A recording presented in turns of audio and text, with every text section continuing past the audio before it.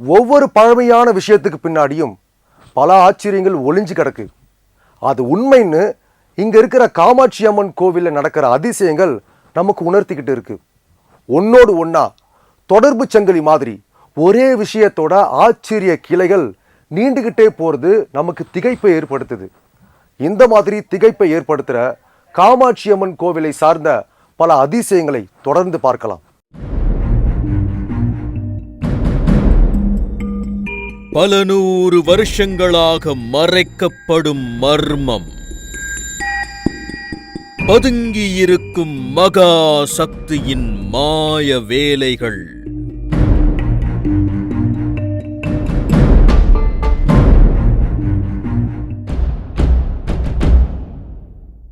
சக்திகள் பல இடங்கள்ல பரவி கிடக்கு. பூமி முழுக்க வெவ்வேறு பெயர்கள்ல பல சக்திகள் இருந்தாலும் மனிதர்கள் தெரிஞ்சுக்கிற அளவுக்கு அதெல்லாம் வெளிப்படுறது இல்ல. ஆனா தன்னையும் வெளிப்படுத்திக்கிட்டு இந்த உலக மக்களுக்கும் நன்மைகளை செஞ்சுக்கிட்டு இருக்கிற சில சக்திகளும் இருக்கு. அந்த மாதிரி ஒரு அதிசய சக்தியைத்தான் இன்னைக்கு நாம பார்க்க போறோம். கேட்கும் போதே பிரமிப்ப கொடுக்கிற அந்த இடத்தை நோக்கித்தான் நம்ம டீம் இப்ப போயிட்டு இருக்கு.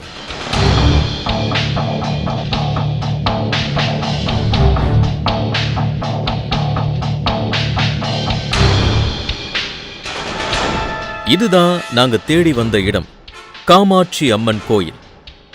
மதுரைக்கு பக்கத்துல தேவதானப்பட்டி அப்படிங்கிற ஊர்ல இது இருக்கு. குழந்தை பாக்கியம் இல்லாதவங்க இங்க வந்து இந்த அம்மன் கிட்ட வேண்டிக்கிட்டா அவங்களுக்கு குழந்தை வரம் கிடைக்குது. குழந்தை வடிவத்துல இந்த காமாட்சி அம்மன் எழுந்தருளியதால இங்க அந்த பாக்கியம் கிடைக்கிறதா சொன்னாங்க. உள்ள வந்ததுமே எங்களுக்கு ஒரு ஆச்சரியம் காத்துக்கிட்டு இருந்தது. காமாட்சி அம்மனை பார்க்க வந்த நாங்க அந்த அம்மனை அங்க பார்க்க முடியல.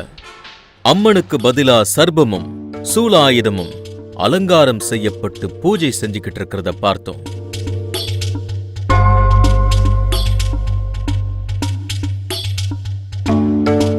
இந்த அம்மனை நேரடியா பார்க்க முடியாதான். அந்த சமயத்துல இங்க பக்தர்கள் வந்து சாமி கும்பிடும் போது ஒரு ஆச்சரியமான தகவலை சொன்னாங்க. இங்க இருக்கிற படிக்கட்டுல அந்த ஆச்சரியம் பதிஞ்சிருந்தது.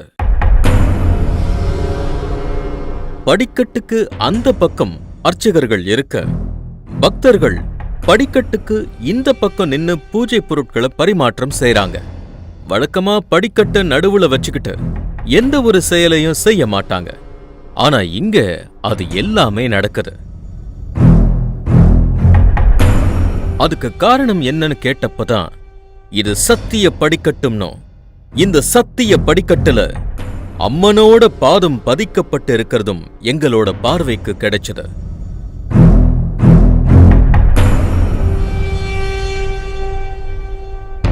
உருவமில்லாத இந்த அம்மனுக்கு இந்த பாதம்தான் உருவம்னு சொன்னாங்க. இந்த சத்திய படிக்கட்டுல இருந்து அர்ச்சகர் என்ன சொன்னாலும் அதை இந்த அம்மன் நிறைவேற்றி வைப்பாங்கன்னு சொல்றாங்க.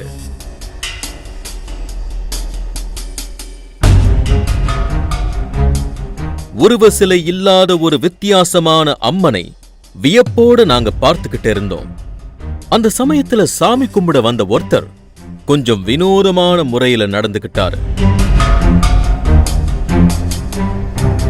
அர்ச்சகர் அவரோட நெத்தியில விபூதிய பூசினதும் அவர் மயங்கின நிலைக்கு போனாரு.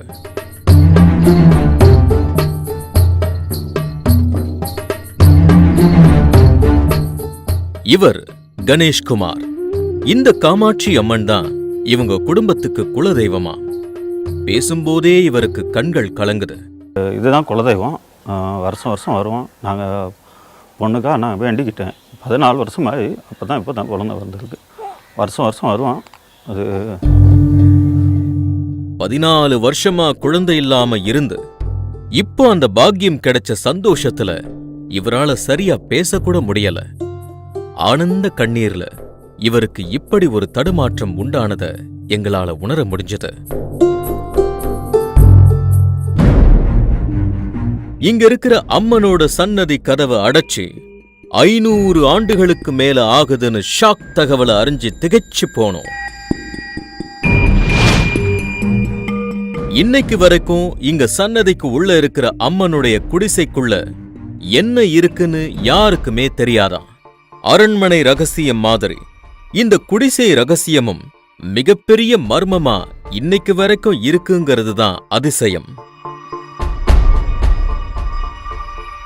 இப்படி ஒரு தெய்வம் தான் இருக்கிற இடத்துக்குள்ள எந்த ஒரு மனித சக்தியையும் நுழைய விடாம வச்சிருக்கிற அளவுக்கு என்னதான் ஆகியிருக்கும்னு நாங்க விசாரிச்சோம். இந்த அம்மன் இருக்கிற இடம் ஒரு காலத்துல மாட்டுத் தொழுவமா இருந்திருக்கு. இது மாட்டுத் தொழுவமாக ஆதியில் இருந்திருக்கு. இந்த மாட்டுத் தொழுவத்தில் மாடு குறைய பின்னாடி போக போக இவங்க மாடு மேய்க்கிறவங்க போய் பார்க்குறாங்க. எது என்னன்னு கேட்கும்போது, நாங்கள் உங்கள் மூலியமாக நான் வெளி உலகத்தில் வர வேண்டியிருக்கு, நான் சிறிய நாடகம் நடத்தினேன், இது நான் சொல்கிற மாதிரி செய்யுங்க, அம்மா வழிபாடு பண்ணிக்கிட்டு வர்றேன், எல்லா பேத்துக்கு வாக்கு இது சொல்கிறேன்னு அம்மா அங்கே என்ன சொல்கிறாங்கன்னா 5 இது சொல்கிறாங்க. நான் வசிக்கும் போது இல்லாத்தார் வசிக்கக்கூடாது, உரல் உலக்கை சவுண்டு கேட்கக்கூடாது, சேவல் கோவிலுக்கு சவுண்டு இது கேட்கக்கூடாது, என்னை தூக்கி வச்ச பின்னாடி என்னை பார்க்கவோ செய்யவோ கூடாது, பூஜையில் அறையில் பூட்டி வச்சு என்னை வழிபாடு பண்ணுங்கன்னு அம்மா வாக்கு சொல்கிறாங்க. தானா இங்க வந்து சேர்ந்த காமாட்சி அம்மன் இங்கேயே தங்கிட்டாங்களாம். ஆனா அம்மன் தவ நிலையில இருக்கிறதால யாரும் தன்னை பார்க்க கூடாதுன்னு தன்னை வெளிப்படுத்திக்காம இருந்திருக்காங்க. ஆனாலும் அந்த மாட்டுத் தொழுவத்துக்குரிய காமக்கான ஒரு பெண் அம்மனை பத்தி தெரிஞ்சுக்கிட்டு யாருக்கும் தெரியாம அம்மனுக்கு வேண்டிய சேவைகளை செஞ்சுக்கிட்டு வந்திருக்காங்க. காமக்காவுக்கு ஒரே ஒரு வயது வந்த மகன் இருந்திருக்கான். ஒரு முறை உள்ள இருக்கிற காமாட்சி அம்மனும் காமக்காவும் பேசிக்கிட்டு இருந்தத அவனோட காதால கேட்டு ஷாக் ஆகியிருக்கான். ஆனா உள்ள இருக்கிறது அம்மன்னு அவனுக்கு தெரியாது. தன்னோட அம்மாவோட வேற ஒரு பெண்ணோட குரலும் கேட்டதை கவனிச்சு உள்ள இருக்கிற பெண்ணை பார்க்க கிளம்ப இருக்கான். அவனை காமக்கா தடுத்து இருக்காங்க. அதையும் மீறி உள்ள போனவனுக்கு கதவை திறந்த கணமே ஒரு பெரிய ஒளி வெள்ளம் வந்து அவனோட கண் பார்வையை போக்கிடுச்சு.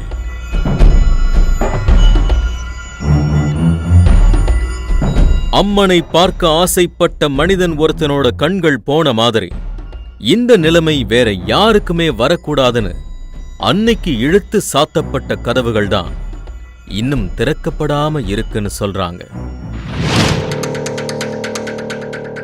பூட்டியிருக்கிற சன்னதிக்குள்ள இருக்கிற அம்மனோட உருவம் எப்படி இருக்குன்னு இன்னைக்கும் எல்லோரும் பலவிதமான கற்பனைகளை செஞ்சுக்கிட்டே இருக்காங்க. அவங்க கற்பனைகள் அப்படியே ஒரு பக்கம் இருக்கட்டும். ஆனா இந்த மகா சக்தி தன்னோட பக்தர்களை காக்கிற வேலையை மட்டும் தொடர்ந்து செஞ்சுக்கிட்டே இருக்காங்க. இந்த உருவமில்லா அம்மன் கிட்ட மனமுருகி வேண்டிக்கிட்டு இங்கிருந்து நாங்க கிளம்பினோம். இன்னைக்கு நம்முடைய நிகழ்ச்சியில பல மர்மங்கள் நிறைந்த அமானுஷ்யங்களை பார்த்திருப்பீங்க. இதே போன்று மேலும் பல விசித்திரங்களோடு நான் உங்களை மீண்டும் சந்திக்கிறேன்.